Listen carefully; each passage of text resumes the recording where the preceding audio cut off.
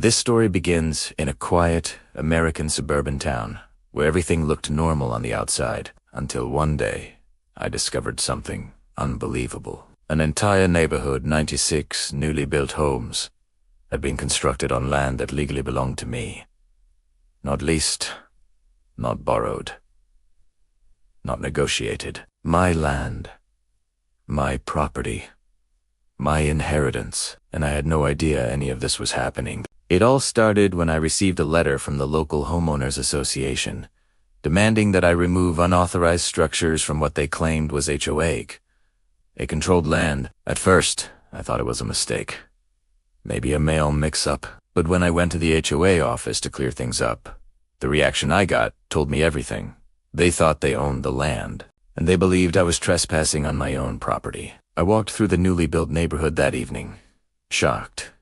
Rows of pristine houses, driveways, manicured lawns, sidewalks, all sitting on land that I recognized from the old maps my father used to show me. My family had owned this property for decades, but somehow, without my permission, without my signature, and without any legal transfer, the HOA had approved construction of 96 modern homes.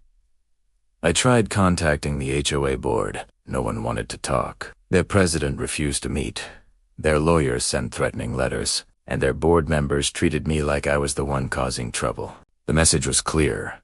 They had money, power, and confidence, and they believed I had nothing. But what they didn't know was that I had something they had never seen. The original deeds, signed, stamped, registered, a document older than most of the HOA board members themselves. The one document that proved the land was mine, every inch of it. I hired a lawyer and prepared for a battle that felt impossible. For months, the HOA stonewalled us. They refused to acknowledge mistakes, refused to share documents, and acted as if development approval was flawless. But deep down, they knew something was off. And I knew the truth would eventually surface. Then came court day. I walked into the courthouse with the deed carefully sealed in a folder. My lawyer carried maps, survey reports, boundary diagrams, and proof of ownership dating back decades. Meanwhile, the HOA's legal team looked relaxed, confident, even amused. They believed they would win easily, that the court would favor a powerful association over a single homeowner. As the hearing began, the HOA's attorney argued that construction was approved through standard procedures. They blamed contractors, survey companies, and administrative errors.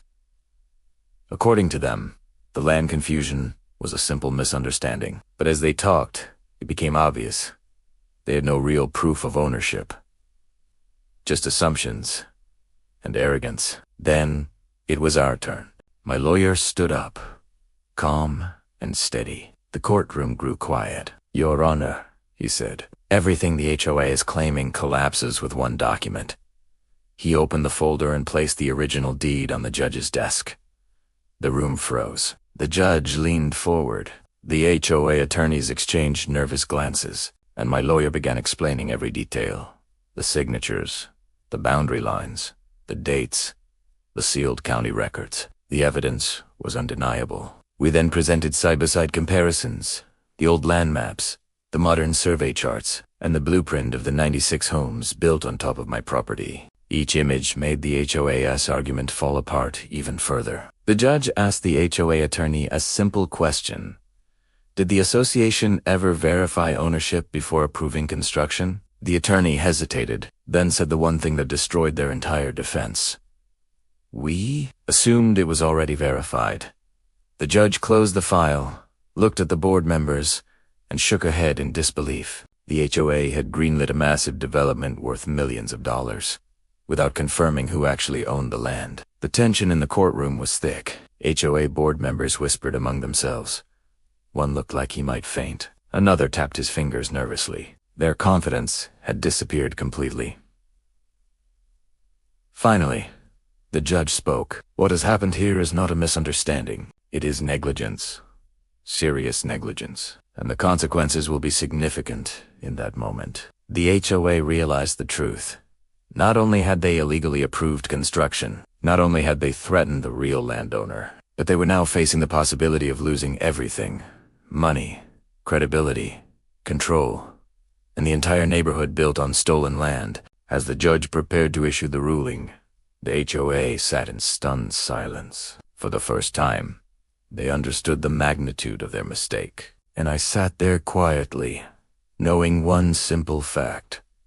They built 96 homes on my land, and I let them finish every single one. Because I knew, once the original deed came out in court, the law would finally be on my side. And the real battle, the consequences, the compensation, and the fate of the entire neighborhood was only just beginning.